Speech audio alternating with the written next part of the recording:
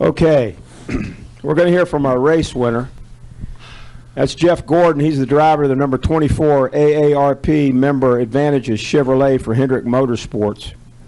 This is Jeff's 93rd win in his NASCAR Sprint Cup Series career, his 9th win at Martinsville, and probably more importantly, he will now be competing for his 5th NASCAR Sprint Cup Series championship here in a few weeks at Homestead Miami Speedway. Jeff Gordon, congratulations. Talk about this win here today. I'm telling you, I keep going through these moments of where I'm hearing you say it, and it's not registering because I can't believe it. I cannot believe it. I mean, this is turning into one of these just incredible storybook finishes to this year, to this career, and of all years. I mean, of all years, I cannot believe this is, and I'm so excited that it's happening in this year. That was clutch. That was huge. Yeah, we had a few things that fell in our favor, but you got to be there and be ready for that moment when it comes, and we were.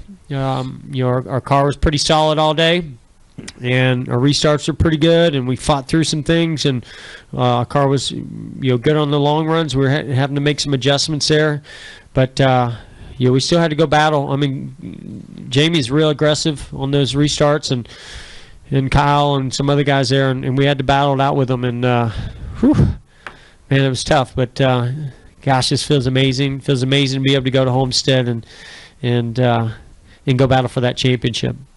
We'll take questions now for Jeff Gordon. We'll start over here to the far right. Where's our mic runners? Right over here, the gentleman to the far right. Then we'll go to Dustin, and then to Steve. Aaron Burns with Speed Sport. Jeff, first off, congratulations on your victory. You've mentioned in the past several times that although you've won 4 championships, you don't think that you've ever won a Sprint Cup championship. Now that you're in the position to actually do that, would you, if you were able to do it, would that make that the most memorable and most important championship of your career? Yeah, I was going to stop Kerry when he was talking about 5th championship and say exactly that.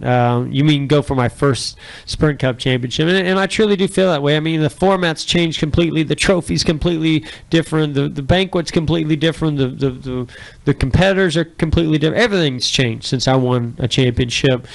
And that it only makes it that much more meaningful to me that it's been this long, that it's in this format. I will say I like this format. Last year I liked it, and I like it better this year. I think it suits me personally. I think it suits our race team better, and it's because of this racetrack right here that I feel that way, because this is a track that if we get here, and we had to still earn our way to this round, and we did, but I knew if we got here we'd have a shot at not only just having a chance of winning, but even getting the points that we needed to advance and go do it over the next couple weeks. So this was huge. And that's a huge moment and opportunity, and trust me, we're not going to take that lightly, that opportunity that lies in front of us. This is not just okay, cool, we won Martinsville, now we get to go be one of those 4 at Homestead. We're just going to watch them all go battle for the championship. No way, no way. This team is way better than that, and nobody's more driven and excited than this race team is right now, and every resource that we have we'll be putting towards what we have to do to go be competitive enough to win the championship at Homestead. Let's go up here front row to Dustin, then we'll go to Steve Richards. Dustin Long, NBC Sports. Jeff, you've enjoyed the thundering crowd at Indianapolis, the crowds at Daytona, and throughout your career after wins. But what was that like to be up on stage with this crowd? I'm sure it was even different from any of the other wins, and why you went into the crowd there at the end. I mean, gosh, I wish everybody could experience what that was like from my standpoint. It was unbelievable. I don't know what it feels like to be a rock star, but that's as close as it can get, I think, because that's a rock star moment right there when there's so much on the line. I already have a tremendous amount of fans that are here pulling for us, but I think a lot of people that maybe aren't my fans are kind of looking at my career and the respect and just winding it down and what it means, and then to go do that and pull. I was going to do a burnout. I thought about it, and I was like, okay, first I'm going to stop here and get out and get the checkered flag. And then I saw that reaction. I was like, I'm not going anywhere. This is awesome. It was incredible. And they didn't stop there. I mean, they just kept going. That's why I went into the stands afterwards, because it just was nonstop while we were there in Victory Lane. People just staying there. They had to. Who knew if we were going to run this race today with the weather, and then it getting dark. And they saw a heck of a race, that's for sure. If they wanted drama, they had it today. And they just kept chanting the whole time while we were on the stage, and it was just way cool, and I wanted to go say hi to them. Let's go to Steve Richards and then Bob Pockers. Steve Richards with PRN. Jeff. Like Steve Post, I can yell. Steve Richards with PRN. Along those same lines that Dustin asked you, what were your thoughts in the car when you saw the checkered flag on your cool-down lap? What were you thinking? What were your thoughts? There was so much screaming and yelling going on from my spotter and Alan and myself that it was just unreal. It was just unreal, and I mean that, unreal. I couldn't believe it. I just thought that this could not be happening. It's not that unusual for us to win a Martinsville race. That's not what I'm talking about. It's to be able to do it when so much is at stake, and when you know that this is how you get to Homestead, to be one of those Final Four, and for us to be a team that nobody had picked to be able to make it to Homestead. I love that we just keep proving them wrong and finding a way to move on, and I think that hopefully when we're at Homestead, people will give us a little bit more respect of what kind of depth our race team has. So was this an upset today? Well, yeah. Look, if Martinsville, you can't ever count us out at Martinsville. But I got to tell you, the 2 and the 22 and the 4, whew, man, they were strong today. Stronger than I thought they were going to be. Like the 22, I knew he was good on short runs, but I felt like, man, we have him covered on the long runs. In the first run, we did that. But they made some adjustments, and he was really good. Then the 2, I was saving my stuff and running my line and just doing what I felt like I needed to do, and my car was working pretty well. And he just came up and smoked me and blew me off, and I was like, wow. So at that point, we became an underdog. But you know what? You got to be there at the end to win these races, especially here at Martinsville. And they weren't there. We were, for whatever reason. We were, and they weren't, and here we are. And it wasn't given to us, I can tell you that, but we certainly had some help. And that would not be the first time I've had help winning a race at Martinsville. That's kind of how races go sometimes. Go to the front row to Bob and then Jim. Bob Pockers, ESPN. What were you thinking when you saw what Matt did to Joey? And bottom line, is this just always going to be a self-policing sport when it gets down to it? Well, I wasn't ready for it, I'll be honest. I saw, because when the way I remembered the wreck, I thought that 2 got into the 20. I couldn't quite see what the 22's role played in it, but as soon as I went by it and I thought, wow, did I just see that? I also put myself in Matt's shoes, and I could relate. I could relate to frustration getting the best of you. I didn't blow a right front tire like he did today. But I can relate, and I get it, and you might have some regrets later, but I understand why you make that choice at the moment, I think there's a lot of different things that you can look at it, because I feel like what you say and how you do it and things that you do come full circle, and that exists on both sides of that, and I can relate to being on both sides of it. So I was shocked at first because I wasn't prepared for that to happen. And then I was like, oh my, this is going to get big. And then there was no fight. Yeah, it helped me. I mean, the 22, I felt like we had a better car than him on the longer runs, but we weren't going to have a long enough run towards the end of this race, in my opinion, to really take advantage of that. So, yeah, I thought when that happened, I was like, this is our opportunity right here to win this race. Boom, we got to go do it. Let's go to Jim Utter and then to Jenna. JimUtterMotorsport.com. Jeff, you've said many times over the course of the season, with everything that has transpired, that you wished at times that your fans had more moments from the on-track performance to enjoy. Does today kind of This makes up for all that. Just checking. Don't get me. Nobody is more frustrated than if you turn on the TV and you're watching a racing show or the radio. I listen to NASCAR, Sirius and stuff, and nothing's more frustrating than when people, call and say, "This is not, if Jeff Gordon doesn't win this year, it's going to tarnish his career, and he's got to get a win. He's going to have to win to make the chase or to make the Homestead and all this stuff." And I hear it. I agree. I felt like if we didn't win this year, it was going to take away from it a little bit. I felt like if we points raced our way into Homestead, that would help make up for it if we didn't win. But I feel like if you're going to win the championship, you almost have to win this year, not just here, but at Homestead. So I'm hoping we got one more in us.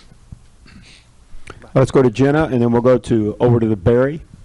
Jenna Fryer, AP, I know you talked about how maybe you guys are underdogs, but you're very good at Homestead. Do you think that people now have to fear you?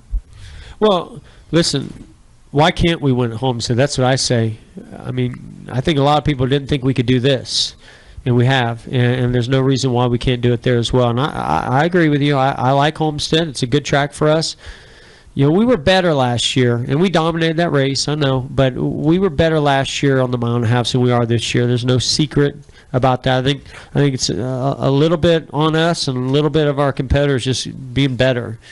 And you don't just flip a switch and automatically just find some magic. But we've been working on a lot of things. We've been getting better. We showed it at Chicago, and we're going to go to Texas, and we're going to have to step up there as well. And I think it's an abrasive track at Texas. It's an abrasive track at Homestead. That suits us, and that helps. I think that helps a lot with where we're at on mile and a halves. But I'm still going to tell you that our team is making up for that, and I absolutely think that we're just as capable as anybody else that's going to be in that Final Four. Let's go to Barry over to the far right, then we'll go to Brant James. Barry Richmond, Piedmont Broadcasting Corporation. Jeff, compare this win to your first win at Charlotte. And the second thing, have you talked to Clay about that 9th train car? Oh, yeah, he already said he's getting me the caboose. And I asked him also to include the horn. I need the horn. The train's not the same without the horn. Yeah. I mean, this is one of the finest moments I think I've ever had in my career, I'll be honest. It's just because of what this year means, and that this is my final year, my final race at Martinsville, punching our ticket to Homestead, having my family here, the hard work this team is put together, that reaction from the fans. This is one of my finest moments I've ever had. Not my most emotional one. I held that back. And I've been holding it back, and I'm not going to be able to hold it back at Homestead. But I hope it's because we're doing something even more special than what we did here today. Let's go over here to far left, Brant James, and then we'll go to gentleman right here. Go ahead. Brant James, USA Today Sports. Did you allow yourself through the season to think about how this kind of sort of storybook thing is possible? Because not a lot of athletes get to go out with the kind of opportunity that you have now. No, I wasn't allowing myself to go there, and I didn't want to allow myself to go there coming into Martinsville, because I knew we were going to have our work cut out for us today. We saw that earlier this year, and I knew we were going to see it again today, and we did, and I just wanted to hopefully seize that moment and then just experience it to the fullest. And I did. I'm going to continue that all the way through Homestead. And I'm going to need a lot of these Goodies powders after Homestead, I can tell you that. But yeah, this is incredible. It is absolutely incredible. This whole year has been, I don't know. I can't even put it into words because I made the announcement. I was super emotional about it, and then we went to work, and we were getting our butts kicked, and we weren't competing the way that we wanted to. And I was like, man, this is not the way I thought I saw this season going, that I was hoping that it would go. And I had to check myself, and I'm so proud of Alan Gustafson. He put me in check. That guy works so hard. He's one of the best crew chiefs I've ever worked with, and he's like, I'm working too hard to let this slip away from us, and it almost did.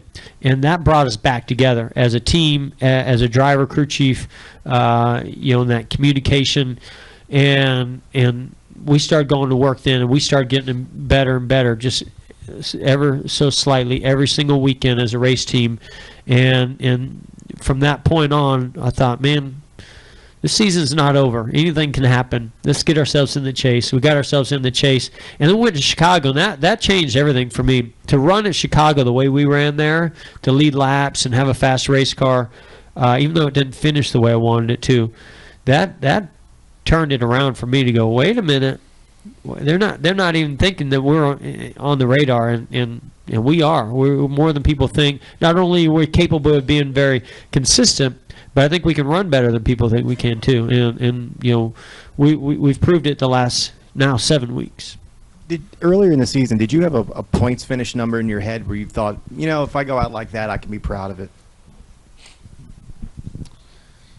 I mean, at first, I don't want to set my goals too low, but because being in the top 16, but there was a point where we weren't going to make the chase, or almost, we were close to not making the chase, and I thought at that point, man, I just want to make the chase. I think it'd be that trip to Chicago is really special, to interact with that group of drivers. It's not easy to do, so that's kind of where it started.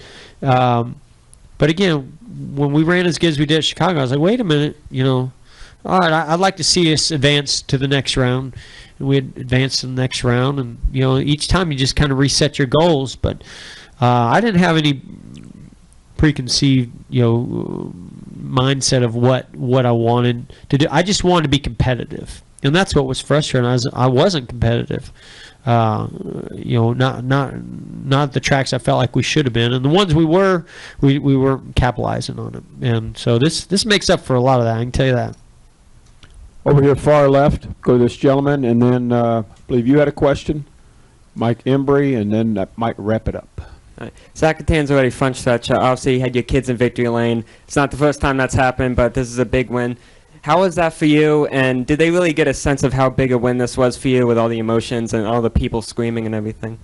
I mean, I hope that one day Leo remembers this. I think back to when I was 5, and I remember some special moments, but I don't remember a whole lot when I was 5 of things like this. But my daughter, she gets it. I mean, she made a comment to me, my teacher said she never started watching racing until I came into her class. So, she's going to go to school, and people are going to probably say they saw her on TV, or that how'd the race go, or whatever it may be. And she gets to talk about this moment, and we get to talk about all the way home. And so that's very special. And Ingrid, I love her so much. She she so badly wants to see us succeed and be a part of a championship celebration, and she's never experienced that. And I can just tell she's really excited and proud, and we wanted to go to Homestead. We got a lot of people coming to Homestead, regardless of what was happening with the championship. We had a tremendous amount of people come to Homestead just to celebrate with us what this career has meant, and we've been making a lot of plans. So it's pretty cool now, to see that we're going to get a chance to go there and actually compete for the championship. And she's been through all those tough times we've been through this year. She's been right. I think the wives sometimes it's tougher on them because they don't have much control on what goes on, and it eats them up inside when things aren't going the way that you feel like they're capable of, or she feels like they are. And whether you're a crew chief's wife or a driver's wife or a pit crew member or whatever it may be, or husband, it's tough because you're sitting there trying to support them, but you can't really contribute or do anything other than just support them. And to know she supported me the way she has, and to see that smile on her face today was awesome. Go to this gentleman here and finish with Mike Embry. Charles Workstar News. I talked to you Friday. You said that your core fans are right here. Did you feel them today? Well, I told you I had an event on Thursday night, and saw a bunch of them. And there were more here today than I thought there were. I mean, it was unbelievable. I mean, all weekend long, lots of autographs and pictures, and I could tell, the heightened sense. And even a lot of fans tell me, this is my last race. This is the last chance I'm going to get to see you. I mean, I felt like I was dying or something, because the comments that were made, I was like, I'm not dying. I'll be back. I don't know. I'm not coming to any more races if you're not here. But to know the kind of support I have around here and to reward them with that was awesome. It's a great feeling. Final question, Mike Embry. Mike Embry, USA Today. Even if you hadn't made the chase, if you hadn't won a race, if you'd been 40th in points or something, Homestead was going to be a zoo. Now it's going to be probably out of control. It was already out of control. Now it's really going to be out of control. Thanks, Mike. I was enjoying this moment right here. Do you think you're going to have to sort of readjust your thinking going into that week? I'm just thinking now that the track and NASCAR might actually allow me to have all those people there. Yeah, it's going to adjust and change things.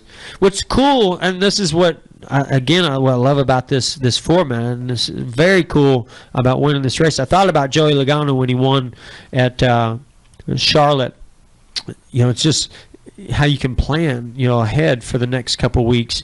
And there's nothing cooler than winning the first race in this round, to know you're going to Homestead, so you can think about it, you can plan for it, and you can adjust your schedule accordingly. And I'm going to be 100% focused. Yeah, I got a lot of people coming there, but it's all about the pre-planning.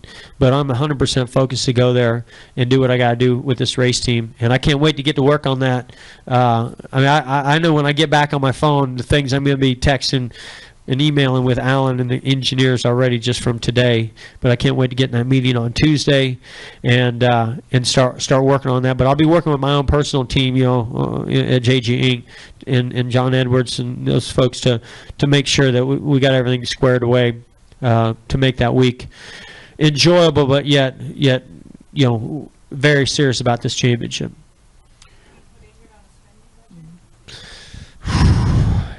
I can tell the budget just changed for her. I think she's gonna go add a few things. The banquet dress might change, because doesn't this mean now that we actually have to go to the banquet or stay there? Yes.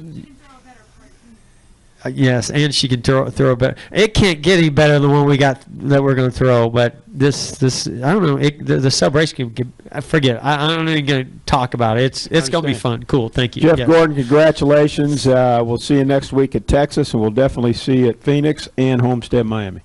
Thank you. Thank you. Awesome.